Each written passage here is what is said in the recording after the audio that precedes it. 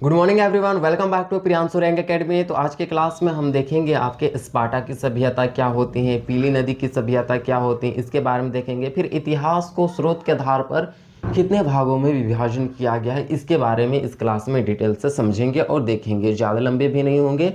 आपको यदि कोर्स करना है, हिस्ट्री के फाउंडेशन बेच करना है या अच्छे तरह से करना है, फ्री ऑफ कोर्स करना है, तो आपको प्रियांशु रैंक एकेडमी आप यूट्यूब में सर्च कीजिए। आपका ये लोगो आएंगे, ये थंबनेल आएंगे, आप वहाँ से आप देख लीजिएगा कि ये किस तरह से, इस तरह से आपका हर एक चीज़ एकदम डिटेल से। ये तो अभी मात्र हिस्ट्री के ही फाउंडेशन चल रहे हैं। जब हिस्ट्री का फाउंडेशन कंप्लीट होंगे उसके बाद आपके पॉलिटिकल साइंस यानी कॉन्स्टिट्यूशन, भारतीय संविधान के भी हम करेंगे। फिर आपका ज्योग्राफी का, स्टैटिस्टिक्स का, ये सारे चीज़ का फाउंडेशन करेंगे। यदि आपको अच्छे तरीके से समझ में मेरे बात आते हैं या तो फिर मेरे पढ़ाए हुआ आपको बहुत ही अच्छे लगते हैं तो लाइक एंड सब्सक्राइब भी कीजिए।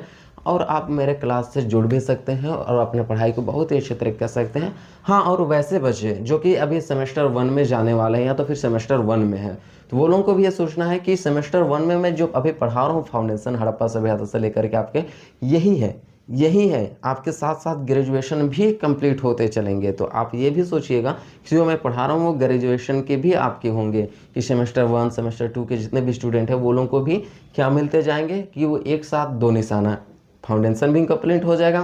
फाउंडेशन कर लेते हैं, कहीं से भी क्वेश्चन आएगा आपको जवाब देने में एकदम सक्षम रहिएगा, साथ साथ आपका ग्रेजुएशन भी कंप्लीट हो जाएगा। तो चलिए मैं स्टार्ट करता हूँ, ज़्यादा नहीं बात करता हूँ।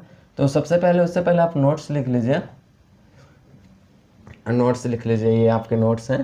तो स्पार्टा की सभ्यता हमें पढ़ना है कि स्पार्टा की सभ्यता इतने फेमस क्यों थे। ये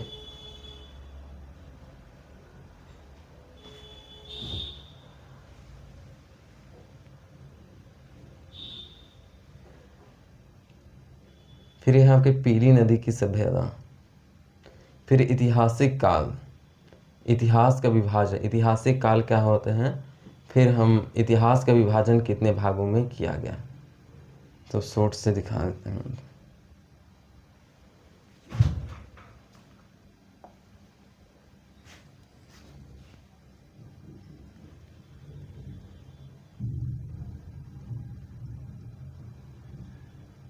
तो इतना तक हम देखेंगे, इतने तक आपकी एक क्लास होंगे। फिर बाद में ज़्यादा लंबा भी नहीं, आपको बोरिंग भी नहीं लगेगा और आसानी से आपके सारे कुछ हो जाएंगे। ठीक है,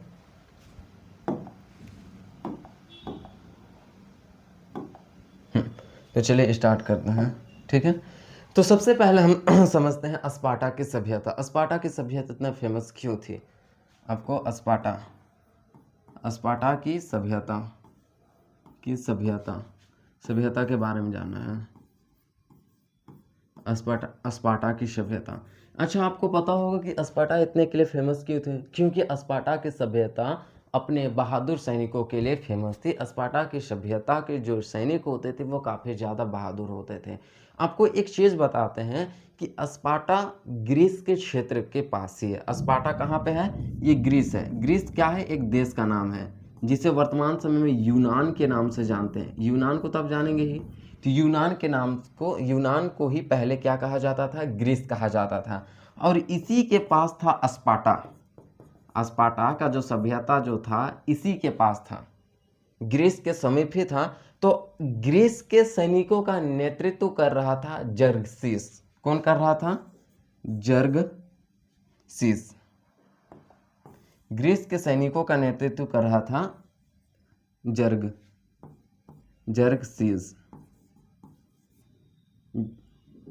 जर्ग ने का होगा, ठीक है।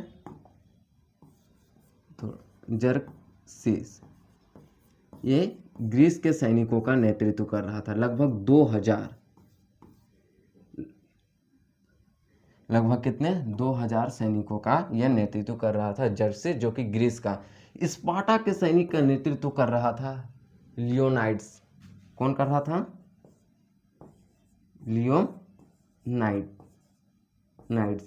लियोनाइड्स। इनके कितने, लगभग 300 सैनिकों का नेतृत्व कर रहा था। 300 सैनिकों का नेतृत्व लियोनाइड्स कर रहा था, जो कि स्पार्टा सभ्यता के थे। ग्रीस सभ्यता के ग्रीस के जो थे वो जर्गसीस 2000 सैनिकों का नेतृत्व कर रहा था। लियोनाइड्स ने अपने 300 सैनिकों के बल से ग्रीस के 2000 सैनिकों को हरा देते हैं। 2000 सैनिकों को हरा देते हैं। कौन? लियोनाइड्स एक योग्य शासक थे, वो स्पार्टा से संबंधित थे, और जर्सिस को यह हरा ही देते, यानी कंप्लीटली मारने ही वाले थे, लेकिन जर्सिस ने लियोनाइड्स को छल से क्या कर दिया? मार दिया, जिस कारण से इसकी सेना में अफला तबला मचल गया। यानी कि राजा मर गया, हमारे सैनिक का जो नेतृत्व करता है वो मर चुके हैं, तो अब सैनिकों का क्या होगा? जिस कारण से यहाँ के जो सैनिक हो गए एक तरह से बिखर गया, और जर्सिस इस विजय में सफलता हो गए। भले ही जर्सिस इस विजय में सफलता हुए, लेकिन स्पार्टा के सैनिक, सोचिए 300 सैनिक 2000 सैनिकों पर भारी पड़ रहे थे, लगभग वो हार ही चुके थे, लेकिन जर्सिस के छल कपट के कारण लियोनाइड्स की हत्या कर देते हैं, और लियोनाइड्स जो है अपने सैनिकों का भी वह खात्मा हो जाता है। उसके साथ साथ लियोनाइड्स के साथ साथ उनके सैनिक भी बिखर कर टूट जाते थे। यही थे आपके स्पार्टा की सभ्यता, जो कि अपने बहादुर सैनिकों के लिए फेमस थी। याद रखना है इसको। अगला हम चलते हैं पीली नदी की सभ्यता। पीली नदी की सभ्यता, हाँ, स्पार्टा यूरोप में है, ग्रीस भी यूरोप में है, ठीक है। यह है आपके एशिया में पीली नदी की सभ्यता। पीली नदी की सभ्यता एशिया यानी कि चीन में है। चीन का एक प्रमुख नदी है पीली नदी, जिसे हांगकांग नदी भी कहा जाता है। क्या कहा जाता है? हांगकांग नदी भी पीली नदी को कहा जाता है। पीली नदी की जो सभ्यता है, इसका विकास लगभग 500 ईसा पूर्व में हुआ था, 5000 ईसा पूर्व में हुआ था, और यह सभ्यता अपनी उपजाऊ भूमि के लिए प्रसिद्ध थी। यानी कि पीली नदी के आसपास की जो भूमि थी वो काफ़ी ज़्यादा उपजाऊ थे, वहाँ पे कृषि भी बहुत अच्छे से किया जा सकता है। जहाँ पे कृषि होंगे वहाँ पे पशुपालन होना अति आवश्यक है, पशुपालन होगा तो वहाँ पे व्यापार भी किए जा सकते हैं। तो इसी के लिए पीली नदी की जो सभ्यता अपनी उपजाऊ भूमि के लिए सुप्रसिद्ध थी। आपको याद रखना है ये, ठीक है। फिर हम अगला देखते हैं कि इतिहास का विभाजन। हम एक बार आपको रिवीजन करके बताते हैं कि इतिहास को हम कितने कालखंडों में बांट कर पढ़े थे। इतिहास को हमने कितने कालखंडों में बांटा था? 3 कालखंडों में बांटा था। एक है pre history, pre history, pre history, समझ आ गया, जिसे प्रागैतिहासिक काल कहेंगे। एक है हमारा प्रोटो हिस्ट्री, प्रोटो हिस्ट्री, जिसे हम क्या कहते हैं? आदि ऐतिहासिक काल। और एक हमारा होता है हिस्ट्री, जिसे हम क्या कहेंगे? ऐतिहासिक काल, जिसे हम छुच्छे ऐतिहासिक काल कहते हैं। प्री हिस्ट्री को मैंने बांटा, प्रोटो हिस्ट्री यानी कि आदि ऐतिहासिक काल को बांटा, लेकिन जो इतिहास को 3 भागों में बांटा जाता है। कितने भागों में? अभी यही देखने वाले हैं हम। तो इतिहास को जो है हिस्ट्री यानी कि इतिहास को कितने भाग में बांटते हैं? इतिहास को हम 3 भाग में बांट देंगे। सबसे पहले हम देखेंगे प्राचीन हिस्ट्री, प्राचीन इतिहास। उसके बाद हम देखते हैं मध्य इतिहास, मध्य इतिहास। बेसिकली रूप से ये 3 ही भागों में हम इसे बांट करके पढ़ते हैं, लेकिन एक होता है नेहरू काल, वो बाद में देखेंगे। एक होगा आपका आधुनिक इतिहास, आधुनिक इतिहास। समझने वाली बात है, ठीक है, यहाँ पे, क्योंकि यह समझने वाले कॉन्सेप्ट है। तो हम इतिहास को कितने भागों में? प्राचीन इतिहास, जिसमें वेद वेदांग पढ़ेंगे हम। मध्य इतिहास में हम राष्ट्रकूटाना मुगल सल्तनत के बारे में, और आधुनिक इतिहास अंग्रेजों का काल हम पढ़ेंगे। लेकिन स्रोत के आधार पर, हम इतिहास को जानने के स्रोत के आधार पर इनका विभाजन अलग रूप से किया गया है। क्यों? क्योंकि इतिहास के लिखित साक्ष्य भी मिले हैं, और हमें उसके पुरातात्विक साक्ष्य भी मिले हैं। इतिहास को हम क्या मिले हैं? पढ़ भी सकते हैं और उसे समझ भी सकते हैं। इसीलिए ऐतिहासिक काल, जैसे कि आपका प्रागैतिहासिक काल, कोई लिखित साक्ष्य नहीं मिला है, पत्थरों के माध्यम से जानकारी मिलती है, हम उसे नहीं पढ़ सकते हैं। लेकिन आदि ऐतिहासिक काल के लिखित स्रोत मिले हैं, लेकिन हम उसे पढ़ नहीं पाए हैं। लेकिन इतिहास के लिखित स्रोत मिले हैं और हम भी उसे पढ़ पाए हैं। तो इतिहास को बेसिकली ये 3 भागों में बांटा जाता है, लेकिन इतिहास के स्रोत के आधार पर, स्रोत के आधार पर अब हम इतिहास को बांटेंगे। तो स्रोत के आधार पर हम इतिहास को बांटते हैं, ठीक है। स्रोत के आधार पर इतिहास को, यानी कि हिस्ट्री को हम बांट सकते हैं। इसको हमें पुरातत्व से हमें पता चलता है, यानी कि पुरातात्विक पुरातात्विक,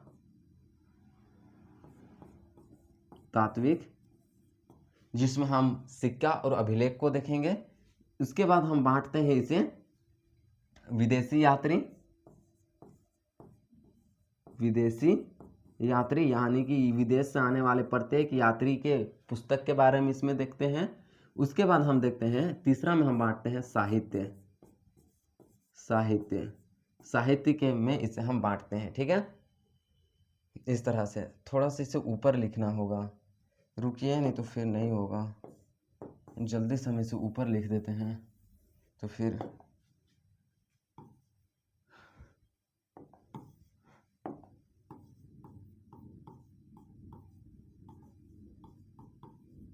आधार पर, ठीक है, हिस्ट्री को, जिसमें से सबसे पहले हम बांट दिया आपका पुरातात्विक, फिर हम बांटे क्या, विदेशी यात्री। उसके बाद हम किस में बांटे, एक में साहित्य में बांट दिया, साहित्य। चलिए यहाँ पहुँच गए। अब हम देखते हैं पुरातात्विक को दो भागों में हम बांट करके पढ़ते हैं। पुरातात्विक को एक होता है हमारा अभिलेख, एक होता है सिक्का। ठीक है, ये पुरातात्विक को दो भागों में बांटे। विदेशी यात्री यानी कि विदेश से आए हुए जितने भी यात्रियों के पुस्तक है, चाहे वो प्लूटो हो, टालमी हो, चाहे वो आपका हेरोडोटस हो, चाहे वो आपका इब्न बतूता अल बिरूनी हो, आपका अब्दुल रज्जाक हो, मेगास्थनीज हो, ये सभी पुस्तक को हम विदेशी यात्रियों में रखते हैं। ठीक है, साहित्य को फिर हम दो भागों में बांटते हैं। एक होता है धार्मिक, एक होता है गैर धार्मिक, जो धर्म से संबंधित नहीं है, गैर धार्मिक। ठीक है, गैर धार्मिक को बांटती है। अब हम धार्मिक को दो भागों में हम बांटते हैं। एक होता है ब्राह्मण, एक होता है गैर ब्राह्मण, जो ब्राह्मण धर्म से संबंधित नहीं है, जो किससे, ब्राह्मण धर्म से संबंधित नहीं है, वो गैर ब्राह्मण। जो ब्राह्मण धर्म से संबंधित है उसे हम ब्राह्मण में। अब हम ब्राह्मण को और अन्य भागों में बांटेंगे, जैसे कि सबसे पहला हम पढ़ेंगे वेद। उसके बाद हम पढ़ेंगे, आपका हो गया वेद हो गया। उसके बाद हम पढ़ेंगे उपवेद हो गया। फिर हम पढ़ेंगे वेदांग, वेदों के अंग वेदांग पढ़ेंगे। उसके बाद हम पढ़ेंगे वेदांग के बाद उपनिषद। उसके बाद क्या पढ़ेंगे, पुराण में बांटा गया। उसके बाद आपका महाकाव्य, कौन सा,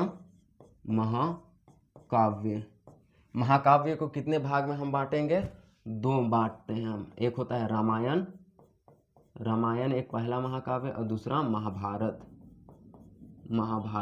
आपको याद रखने हैं ये सारे कि किस तरह से विभाजन हो रहा है। फिर गैर ब्राह्मण को दो भागों में हम बांटेंगे। एक होता है हमारा जैन और बौद्ध को गैर ब्राह्मण में रखते हैं। तो इस प्रकार से स्रोत के आधार पर हम इतिहास का विभाजन हम कर सकते हैं, या तो फिर हम इतिहास के विभाजन को देखते हैं। पहले हम बांटे पुरातात्विक, विदेशी यात्री और साहित्य, याद रखना है, तीन में बांटे। फिर पुरातात्विक को बांटते हैं अभिलेख और सिक्का। किसमें अभिलेख और सिक्का। उसके बाद विदेशी यात्री पुस्तक रख देंगे। साहित्य को कितने भागों में बांटा गया, धार्मिक गैर धार्मिक। धार्मिक को कितने भाग में हम बांटे, ब्राह्मण गैर धार्मिक खत्म। हम धार्मिक को दो भाग में बांटे, ब्राह्मण गैर ब्राह्मण को कितने भाग में, वेद का उपवेद आया, फिर वेदांग आए, फिर उपनिषद आए, फिर पुराण आए, फिर महाकाव्य को दो भाग में, रामायण महाभारत। गैर ब्राह्मण जो कि ब्राह्मण यानी हिंदू धर्म से संबंधित नहीं है, वो जैन और बौद्ध आ गए। तो इतने भागों में हम क्या बांटे कि हम इतिहास को स्रोत के आधार पर बांट सकते हैं। लेकिन वास्तविकता में इतिहास को अगर हिस्ट्री को बांटा जाए तो उसे हम तीन भागों में डिवाइड करेंगे। एक होगा प्राचीन इतिहास, मध्य इतिहास और एक होता है आधुनिक इतिहास। प्राचीन इतिहास में हम ये सारे चीज़ आपको पढ़ाएंगे कि ये सारे चीज़ आपको पढ़ना होगा प्राचीन इतिहास में ही। समझ में आ गया? तो ये थे हमारा इतिहास का विभाजन। आई होप आपको बहुत अच्छी तरह समझ में आए होंगे। यदि आप हिस्ट्री का फाउंडेशन बहुत अच्छे तरीके से करना है, अपने तैयारी को अच्छे तरीके से या ग्रेजुएशन तक के भी आप तैयारी करना चाहते हैं, तो आप प्रियांशु रैंक एकेडमी में जुड़ सकते हैं। इसमें अच्छे तरीके से अपनी तैयारी कर सकते हैं। तो फिर हम नेक्स्ट क्लास में फिर मिलेंगे। धन्यवाद।